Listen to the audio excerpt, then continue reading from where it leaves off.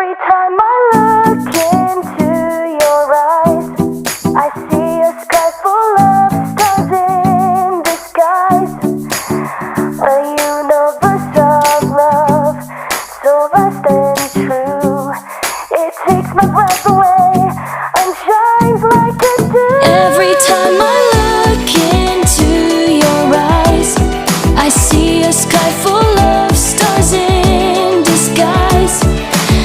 A universe of love, so vast and true. It takes my breath away and shines like a dew. Video ini akan membahas tentang sanggar yang ada di Desa Getasan yang bernama Sanggar Baruna Budaya. Nah, sanggar ini berdiri sejak tahun 2017 yang dilatar belakangi oleh keluh kesah para warga sekitar karena anak-anak mereka ingin mengikuti tren seni reog, tetapi orang tua khawatir waktunya tidak menentu dan terkadang sampai malam sehingga tidak ingin belajar di rumah. Menurut orang tua, seni reog juga tidak memiliki pendidikan karakter. Nah, dari situ pendiri sanggar berpikir dan mengajukan saran kepada perangkat desa Getasan untuk diadakannya sanggar tari sebagai wadah pembelajaran dan pelestarian seni dan budaya di desa Getasan.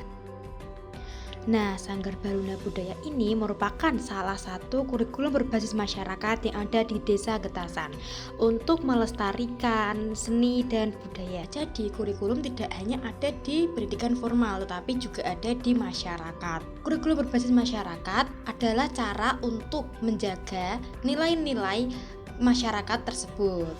Nah, sangat menarik bukan? Ikuti terus ya. Nama sanggar yang ada di Getasan ini adalah Sanggar Seni dan Pertunjukan Baruna Budaya.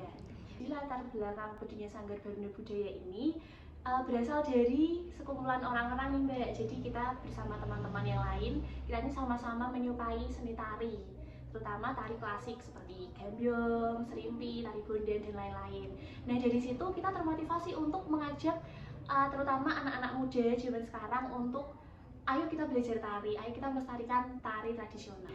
Untuk di era yang sekarang ini, itu kan lebih banyak anak muda itu yang menyukai seperti K-pop contohnya, dan dance modern seperti itu kan. Nah, maka dari itu kan yang berminat di seni tari tradisional itu kan sangat sedikit. Nah, mulai dari situ kita belajar, jadi kita mulai bagaimana sih biar anak-anak muda itu bisa mengenal seni tradisional dan supaya gimana sih caranya biar anak-anak muda itu bisa suka ke seni tradisional itu.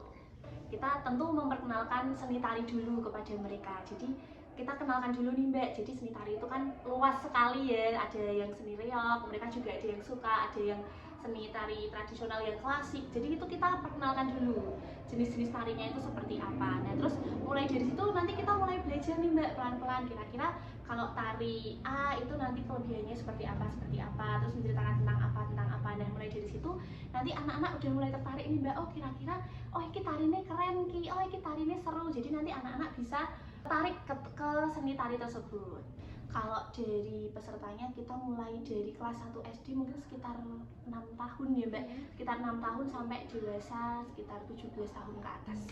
Tantangannya itu tentu kalau kita berhadapan dengan anak-anak ini kan mereka masih mencari ya Mbak ya, masih mencari gimana sih kira-kira mereka tuh suka apa. Nah, tantangannya itu kadang kan kalau anak-anak tuh masih rawan bosen gitu ya, jadi nanti kadang kan ada di tengah-tengah belajar tari nanti dia udah berapa kali pertemuan udah bosen nih, terus kita kan belajar nih dari sini gimana caranya biar anak-anak itu nggak bosen. Itu sih Mbak yang paling susah. Kalau kegiatan rutinnya kan kita kan ada latihan itu tadi dari Sabtu dan Minggu.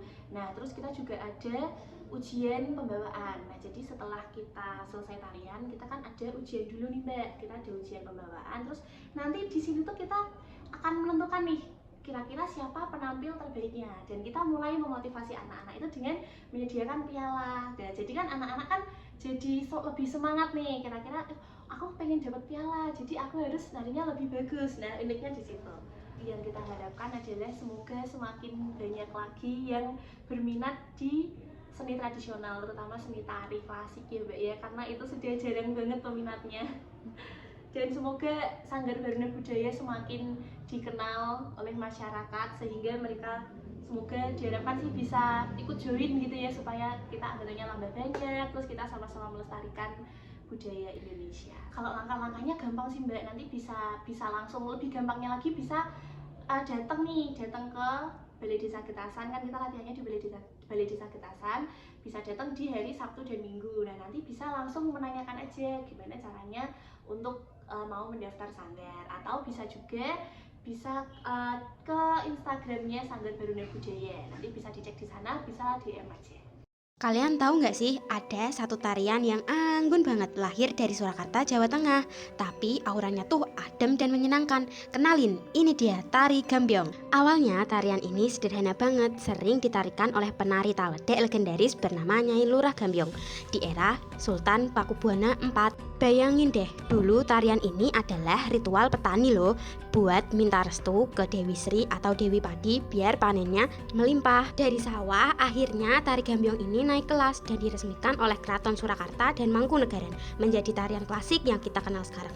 Penuh struktur dan diiringi musik gamelan yang syahdu. Coba deh perhatikan, keunikan gambyong itu ada di detail yang super halus, mulai dari gerakan tangan yang luwes kayak air, sikap tubuh yang elegan, sampai lirikan mata yang berbicara.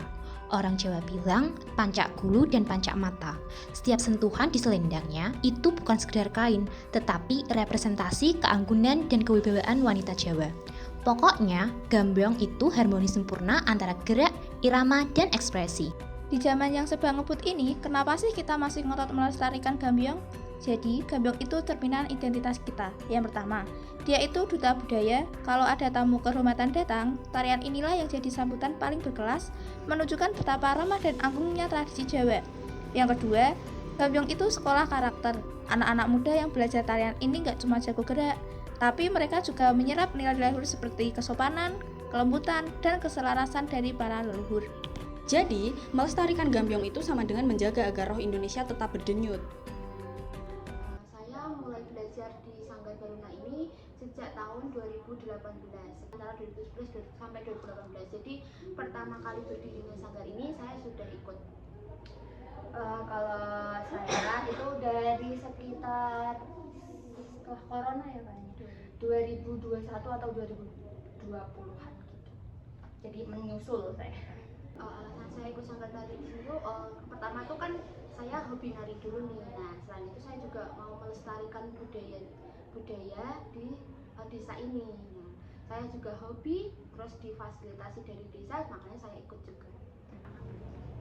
Kalau menurut kita ya mungkin gambyong, karena gambyong itu di sini kita diajarkan banyak banget variannya. Jadi kita bisa nari kemana aja pakai gambyong itu. Dan gambyong itu adalah identiknya Jawa Tengah gitu ya. Karena kan gambyong tuh kayak banyak yang tahu, banyak peminatnya. Terus kan gambyong identik dengan tarian pembuka. Jadi nanti kalau dengan kita belajar gambyong, itu kita bisa jalan kita nari ke sana ke sini gitu.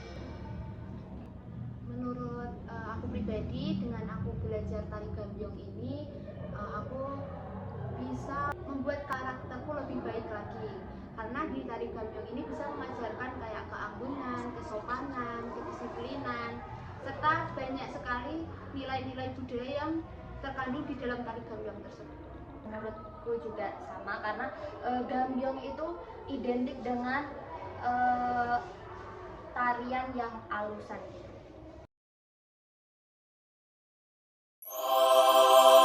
Goodbye. See you next time. Have a nice day. Bye-bye.